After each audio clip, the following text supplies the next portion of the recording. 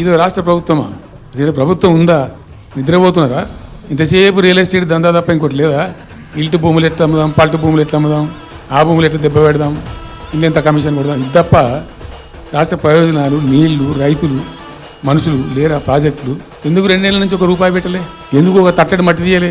ఎవరు నిరోధించిన మిమ్మల్ని? ఎవరు అడ్డుపడ్డారు? మీకు ఎవరు కట్టేసారు మీ కాలను? అటు పైసా పని చేయరు, నిష్క్రియాపరత్వంగా ఉంటారు. ఈ డిపిఆర్ పంపిస్తే సపోర్ట్ చేయరు. ఇలా చివరికి 45 చేయించడం రాస్తారు. అంటే ఏం కాబోతుంది? ఎవరో ఒత్తిడి ఉంది దీని వెనుక? ఏం కుట్ర దాగి ఉంది? ఇది 2 ఏళ్ళ నుంచి నేను మౌనం పాటించి చూసుకుంటూ వస్తున్నాను. తప్పని పరిస్థితి నేను బయలుదేరినప్పుడు ఇది తప్పదు. అటు కేంద్రాన్ని ఎక్స్పోజ్ చేస్తాం, ఇటు రాష్ట్రాన్ని ఎండగడతాం. ప్రజల మధ్యలో ఖచ్చితంగా ఇలా మొత్తం విస్తారంగా మాట్లాడినాం, చర్చించినాం. చాలా పెద్ద ప్రజా ఉద్యమాన్ని శ్రీకారం చుడతాం.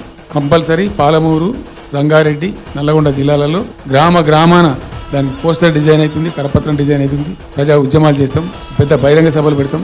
నేను స్వయంగా అటెండ్ అవుతున్న బహిరంగ సభలకు ప్రజాక్షేత్రంలో ప్రభుత్వం యొక్క నిష్క్రియాపరత్వాన్ని ఎండగడతాం. ఇప్పుడు వాయిస్ అయితే తెలంగాణకు, మరి తెలంగాణకు ఉన్న ప్రభుత్వం మాట్లాడకపోతే ఇంకెవరు మాట్లాడాలి? మాకు 2 బాధ్యతలని, ఒకటి తెలంగాణ తెచ్చిన పార్టీగా, రెండవది ప్రధాన ప్రతిపక్షంగా కూడా కంపల్సరీ మా డ్యూటీ మేము చేయాలి. అందుకోసం గాను వీళ్ళు ఏదో తమాషకు మేము అదోటి అడ్డం పొడుగు మాట్లాడి, కిరికిరి మాటలు మాట్లాడి, కారు కూతలు పూసి ఏదో చేస్తామనుకుంటే నడవదిగా.